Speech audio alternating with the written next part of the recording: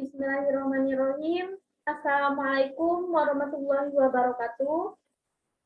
Perkenalkan, saya Marwina Apriyanti dengan NIM A1C11917. Saya dari kelas reguler B Pendidikan Kimia 2019.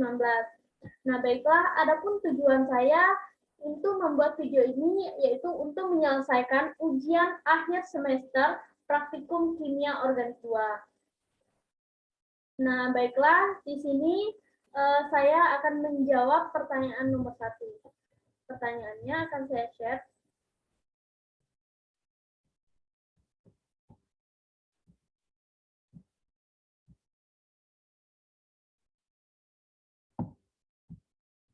Nah, di mana pertanyaan nomor 1 yaitu pada percobaan tentang isolasi senyawa-senyawa alkaloid bahan alam, perhatikan link video berikut ini. Nah, yaitu pada pertanyaan pertama, yaitu pada fase penggunaan kromatografi, temukan dan visualkan pada bagian mana terjadi kekeliruan dan jelaskan alasan Anda, kemukakan alasan perbaikan dari Anda. Nah, kemudian yang kedua, yaitu secara keseluruhan dari video tersebut, uraikan 5 hal penting yang menjadi penentu keberhasilan proses isolasi alkaloid. Tunjukkan pada menit keberapa jawaban Anda relevan dengan video tersebut. Baiklah, langsung saja. Pertama, saya akan menjawab pertanyaan bagian pertama. Yaitu di mana bagian pertama itu tentang kekeliruan ataupun tentang kesalahan pada video tentang isolasi alkaloid tadi. Nah, di mana di sini saya menemukan kekeliruan yaitu pada menit ke-12 lewat 43 detik, yaitu di mana dalam proses itu digunakan bunsen untuk meruncingkan pipa kapiler dan kemudian pipa kapiler dipatahkan sedikit ujungnya.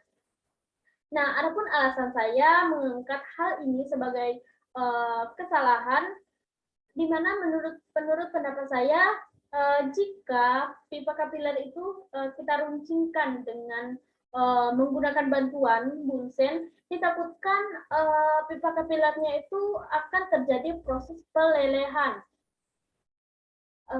Dan menurut pendapat saya, pipa kapiler itu tidak perlu lagi dipatahkan ujungnya.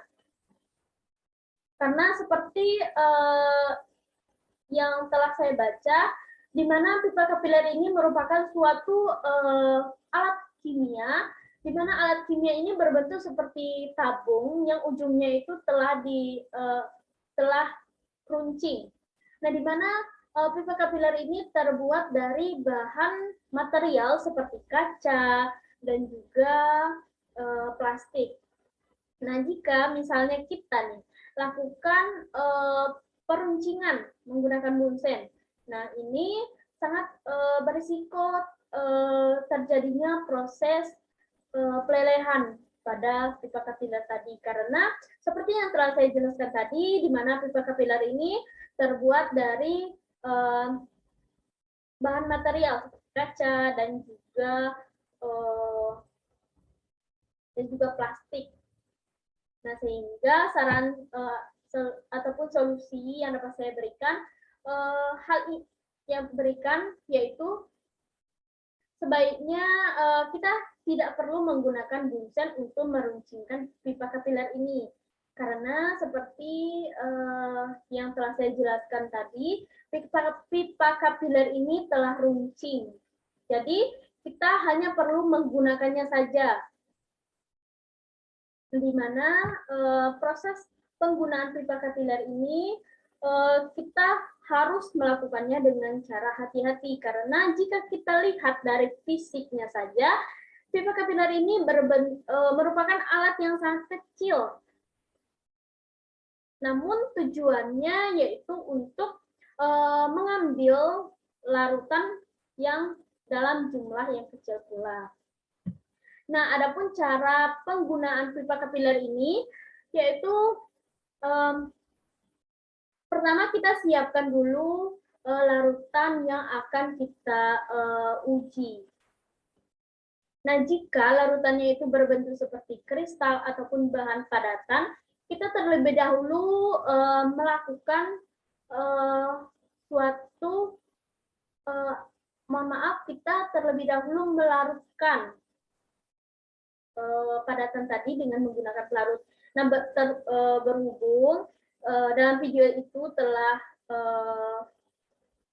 larutannya itu telah, mohon maaf, ekstraknya itu telah larut ya, atau larutannya itu telah dalam bentuk larutan, kita hanya tinggal menggunakannya saja.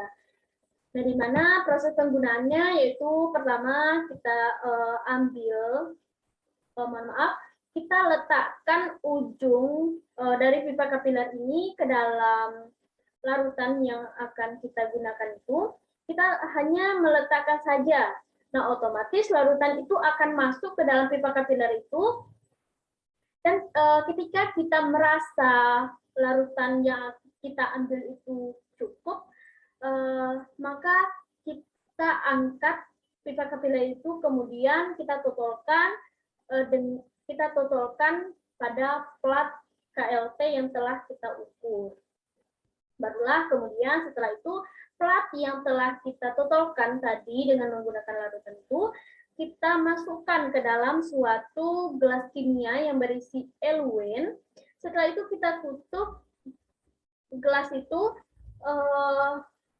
sehingga nanti kita bisa mengamati proses ataupun hal yang terjadi pada plat kromatografi itu nanti.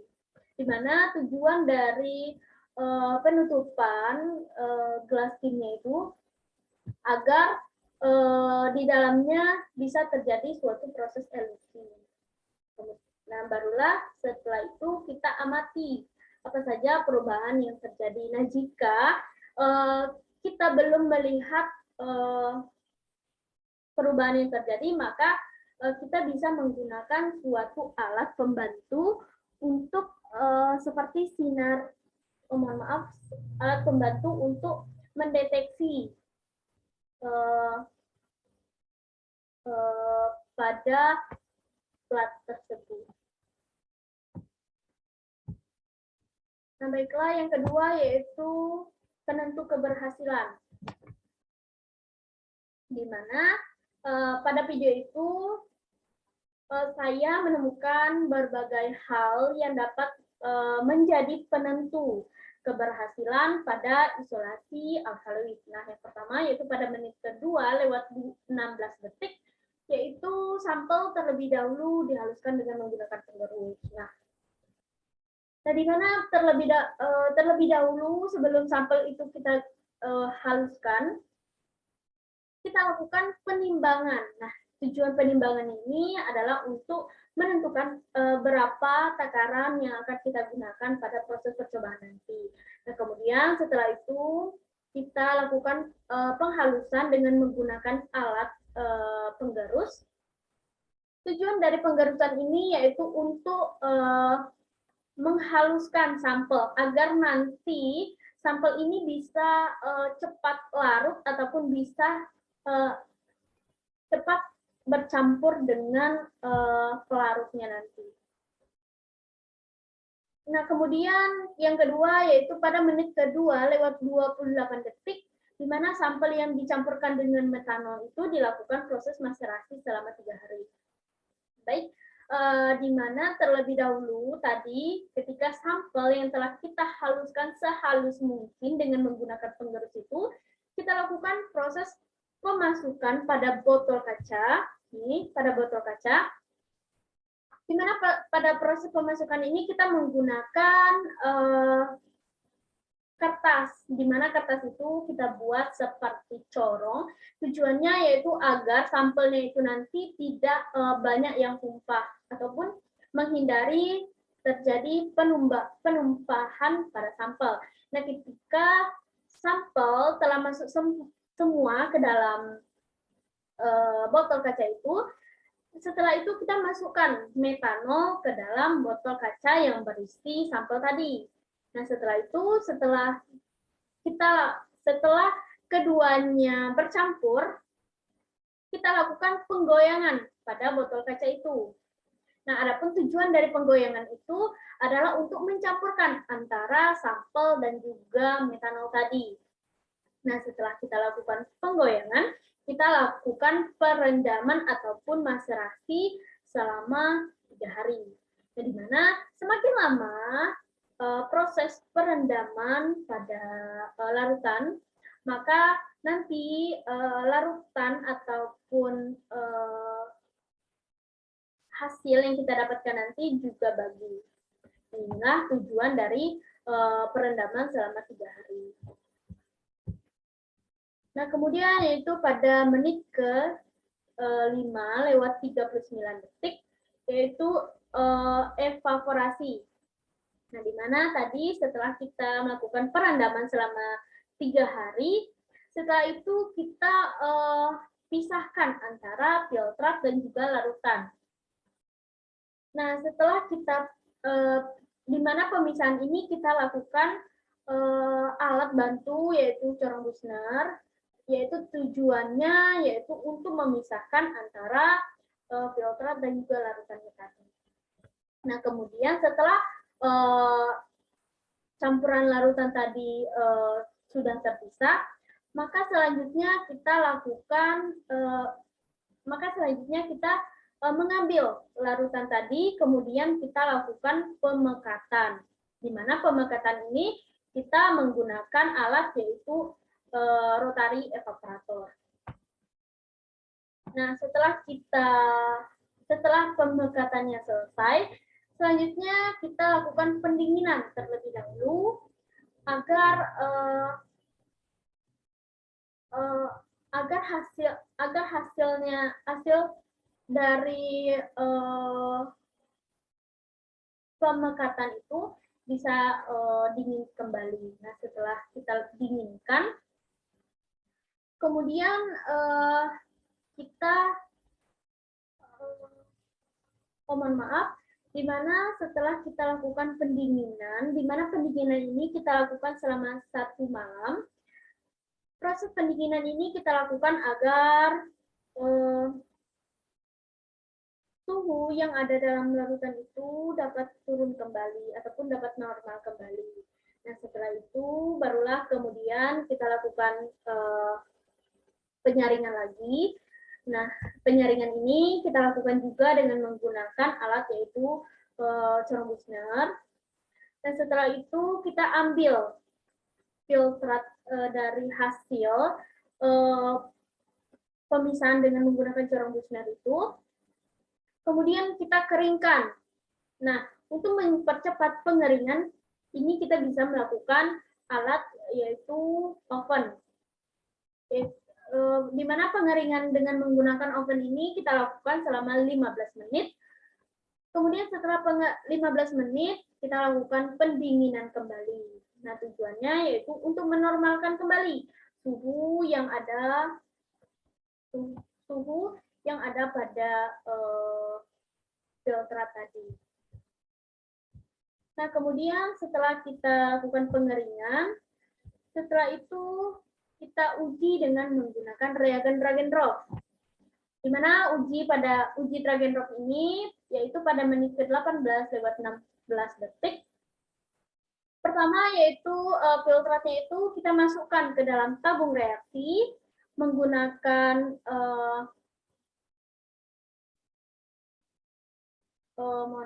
menggunakan pengaduk. Setelah itu kita masukkan reagen drag and drop ke dalam tabung reaksi itu, barulah kita bisa melihat hasil sebelum pemasukan reagen drag and drop dan juga setelah pemasukan reagen drag and drop. Nah, di sini merupakan gambar dari hasil yaitu sebelum dan sesudah dimasukkannya reagen, di mana terjadi perubahan warna yang awalnya kuning pucat menjadi jingga ataupun orange. Nah, adanya perubahan warna inilah yang menandakan bahwa isolasi alkaloid ini berhasil dilakukan. Baiklah, mungkin cukup sekian penjelasan saya mengenai mengenai soal nomor 1. Jika ada salah kata saya mohon maaf. Saya akhiri dengan wabillahi taufiq wal hidayah. Wassalamualaikum warahmatullahi wabarakatuh.